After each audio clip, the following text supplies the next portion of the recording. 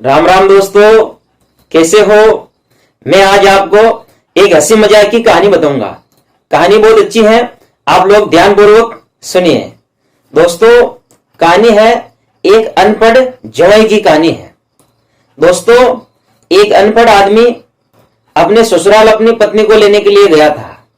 तब दोस्तों, उस व्यक्ति को अपना ससुर मिला। तो उस व्यक्ति ने कहा कि ससुर जी राम राम। अब दोस्तों, उसकी सासू मिली तो उस व्यक्ति ने कहा कि सासू राम राम। अब दोस्तों, ससुराल में उसका साला मिला तो उस व्यक्ति ने उसके साले से कहा कि साला जी राम राम। तब दोस्तों, उसके जो ससुराल में उसके ससुर और सास, उसका साला, सबको क्या गुस्सा आ गया था। गुस्सा इसलिए आ गया था कि उसका जो जवाई था उसने सबसे नाम लेके कहा कि ससुर जी राम राम, सासू जी राम राम, साला जी राम राम। ऐसे कोई कहता है क्या? उनको क्या बहुत जोरदार गुस्सा आ गया था।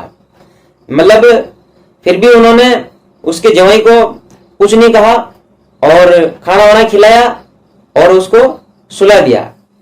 अब जब सुबह वो जो उनका जो जवाई था वो अपनी सासू से कह रहा था कि सासू, नाम लेके कह रहा था कि सासू, मेरी लुगाई को मेरे साथ में भेज गए, मैं इसको लेने के लिए आया हूं। तब दोस्तों, उसकी जो सासू है उसको तो और भी जोरदार गुस्सा आ गया था, क्योंकि वो नाम लेके कह रहा था कि सासू, मेरी लुगाई को भेज, मैं इसको लेने के लिए आया हूं। अब उसको बहुत जोरदार गुस्सा आ गया था।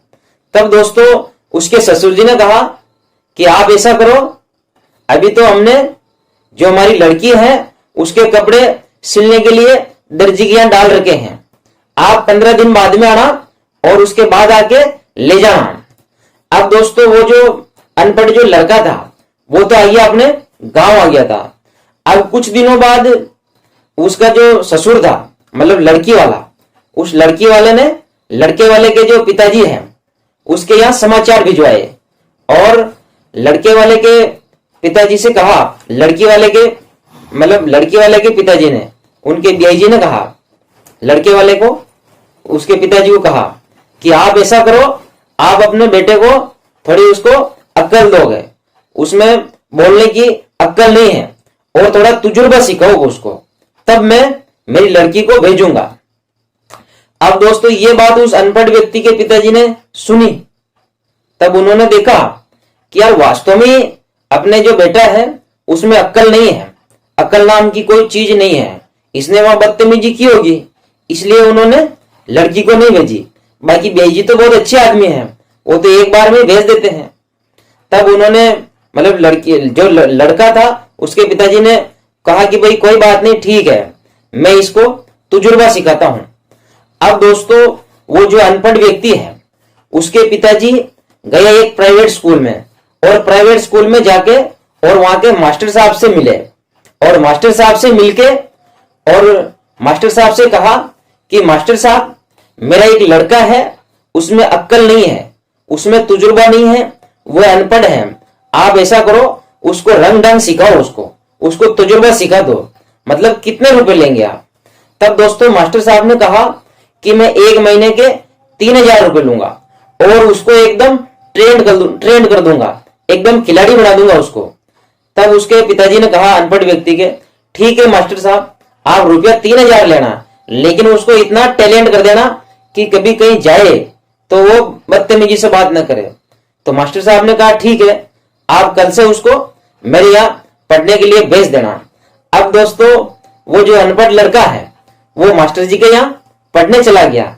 अब पढ़ने गया तो उसको तय तरबूज ख खरगोश तो सिखाएगा नहीं, उसको सिखाना तजुर्बा। अब मास्टर साहब ने उसको तजुर्बा सिखाया। तब उस मास्टर साहब ने लड़के से कहा कि बेटा, आप जब बड़ों से बात करते हो ना तो उनसे तमीज से बात किया करो, उनका अपमान मत किया करो, बड़ों के सदैव दोग दिया करो। ऐसे करके उन मास्टर साहब ने उस अनपढ़ व्यक्ति को तजुर्बा सिखा दिया, बहुत जोरदार तजुर्बा सिखा दिया। अब दोस्तों, उसको 1 महीना हो गया था सीखते हुए। तब वो अपने घर पे आ गया मतलब तजुर्बा सीख चुका है, एकदम कंप्लीट हो गया। तब उसके पिताजी ने कहा कि बेटा अब तू जा और तेरी पत्नी को लेके आ, यानी अपनी बहू को लेके आ। तब उसके पिताजी ने कहा ठीक है पिताजी, मैं इस बार कोई गलती नहीं करूंगा और मैं एकदम टैलेंट हो गया हूं और मेरे में बोलने की तमीज आ गई है, मेरे में एक तजुर्बा आ गया है। अब देखना मैं कैसे मेरी पत्नी को आपके यहाँ लेके आता हूं। तब उसके पिताजी ने कहा ठीक है बेटा, जा अपने ससुराल जा। अब दोस्तों वो दूसरी बार अपने ससुराल गया, वो अनपढ़ व्यक्ति, लेकिन इस बार थोड़ा सा तजुर्बा आ गया था, उसमें बोलने की तमीज आ गई थी, बोलने के रंग ढंग आ गए थे, क्योंकि उसने सीख लिया था ना। तो अब वो जैसे ही ससुराल में पहुंचा तो दोस्तों उसके ससुर जी मिले। अब ससुर जी मिले तो उसने कहा कि पिताजी पावा दो। इस बार ससुर ने देखा यार कि अब तो अपने जवाई में अक्ल आ गई है। अब दोस्तों उसकी सासू मां मिली। अब सासू मां मिली तो उसने कहा कि सासू मां पावा दो।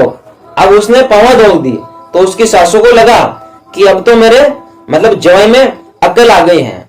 अब दोस्तों उसका सड़ा मिला तो उसका नाम लेके उसने कहा कि फलान जी राम राम।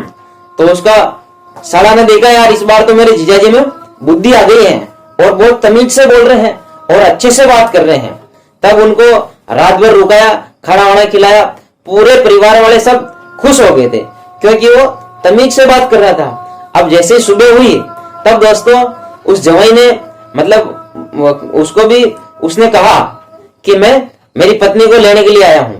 तब उसकी सासू ने कहा बेटा कोई बात नहीं, आप ले जाना और खाना वाना खा के चले जाओ। तब दोस्तों उसकी सासू ने सुबह का खाना बना दिया, मतलब जो भी रोटी सब्जी थी वो बना दी थी।